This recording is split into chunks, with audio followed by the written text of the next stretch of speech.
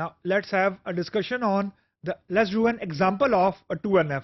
Again 2NF पे आने के लिए you have to make sure कि आपका जो relation है वो 1NF में मौजूद हो. तो now the slide which you will look on your screen is the same solution of 1NF. यानी अब मैं यहाँ पे आपको रिपोर्ट नहीं दिखा रहा जो मैंने 1NF में दिखाई थी. Reason I am not bothered about कि हमारा एक्चुअल क्वेश्चन क्या था, हमारी रिपोर्ट क्या थी. What I am concern about कि जो हमारी 1NF था वो क्या है. तो अगेन 1NF में हमने जो 3 रिलेशनशिप बनाए थे वो आपको यहाँ पे दोबारा नजर आ रहे हैं. A small recap. स्टूडेंट का टेबल है, कोर्स का टेबल है, आउट सेमेस्टर का टेबल है. स्टूडेंट के टेबल की जो प्राइमरी की है वो एक एट्रीब्यूट है SID. जो कोर्स टेबल है उसकी प्राइमरी की 2 एट्रीब्यूट है. Mean we are having a composite primary key CPK है, CID एंड SID.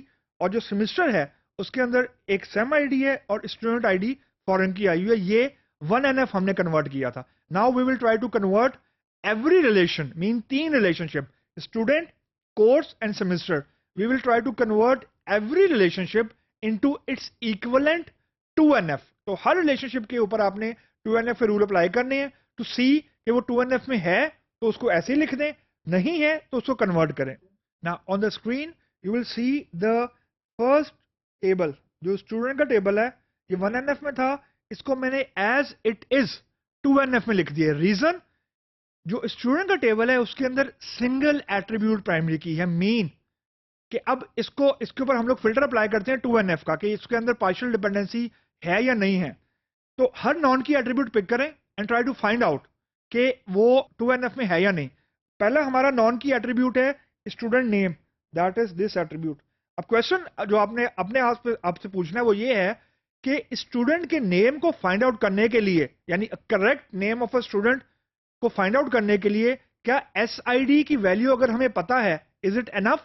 मीन अगर हमारी क्लास के अंदर 2 अली हैं तो अगर हमें हर अली की स्टूडेंट ID पता है तो वी कैन करेक्टली एस्टैब्लिश कि विच अली we are referring to. Mean कि अगर हमें स्टूडेंट ID की करेक्ट वैल्यू पता है हम स्टूडेंट नेम की करेक्ट वैल्यू एस्टैब्लिश कर सकते हैं.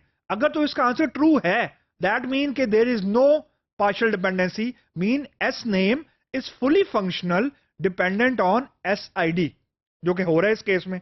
अगला एट्रीब्यूट टोटल रजिस्टर्ड कोर्सेज.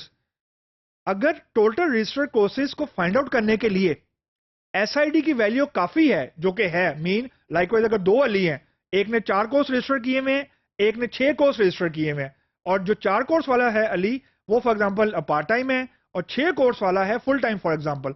तो the only distinguishing factor is their ID. तो अगर आपको ID की वैल्यू पता है यू कैन करेक्टली से कि कौन सी अली ने कितने कोर्सेज रजिस्टर किए हुए. Again this is full functional dependency, mean you don't need to do anything. तो आखिरी जो एट्रीब्यूट है status, I mean non key attribute है status. Again you have to ask the same question कि अगर मुझे स्टूडेंट ID पता है तो आई कैन करेक्टली से कि ये स्टूडेंट फुल टाइम है या पार्ट टाइम है. I don't need any extra information. Yeah, I don't need any other information.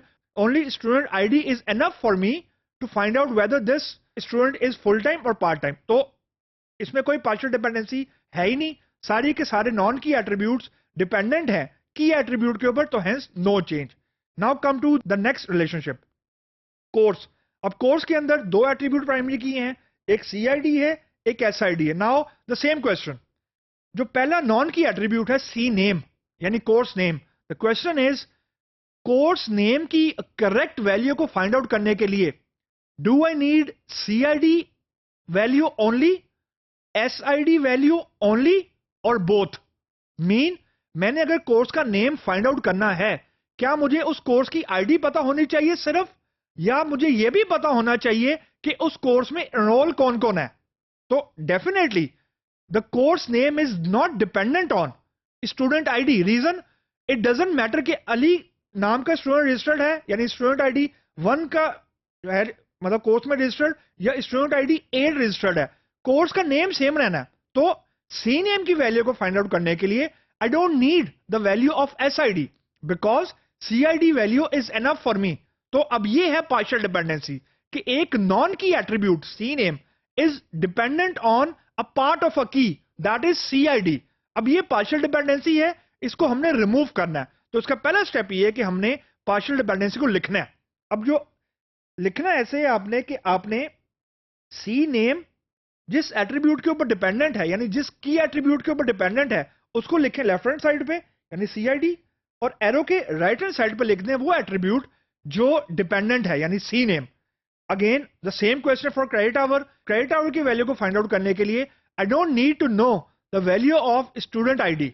Reason it doesn't matter कि स्टूडेंट आईडी 1 कोर्स में पढ़ रहा है या स्टूडेंट आईडी 2 पढ़ रहा है, क्रेडिट आवर डिपेंडेंट है कोर्स आईडी के ऊपर। अगेन ये पार्शियल डिपेंडेंसी है, तो आपने अब ये लिखना है कि ये फुली फंक्शनल डिपेंडेंट है एक पार्ट ऑफ अ की के ऊपर। अगेन क्रेडिट लिखा मैंने और सीआईडी लेफ्ट हैंड साइड के ऊपर। नाउ द रूल इज कि आपने एक नया टेबल बनाना है जिसमें एरो के लेफ्ट हैंड साइड पे जितने भी एट्रीब्यूट्स हैं और एरो के राइट हैंड साइड पे जितने भी एट्रीब्यूट्स हैं वो मिला के एक नया टेबल बना दें। जिससे मैंने यहां बनाया कोर्स का टेबल। कोर्स के टेबल में मैंने एट्रीब्यूट लिखे C I D, S name and credit, यानी एरो के राइट हैंड साइड वाले एट्रीब्यूट सी नेम और क्रेडिट, और जो एरो के लेफ्ट हैंड साइड वाले एट्रीब्यूट है सी आई डी, उनको मिला के एक नया टेबल लिखा। और जो ओरिजिनल टेबल था कोर्स का उसको मैंने रीनेम कर दिया स्टूडेंट अंडरस्कोर कोर्स लास्ट वाला, और यानी ये वाले टेबल को मैंने रीनेम कर दिया। और इसमें से मैंने सी नेम और क्रेडिट को निकाल दिए क्योंकि उनको मिलाकर हमने एक नया टेबल बना दिया।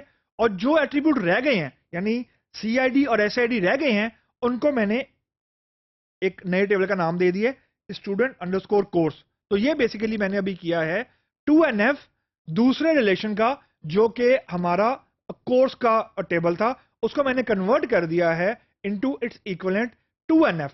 तो ये हो गए दो रिलेशंस।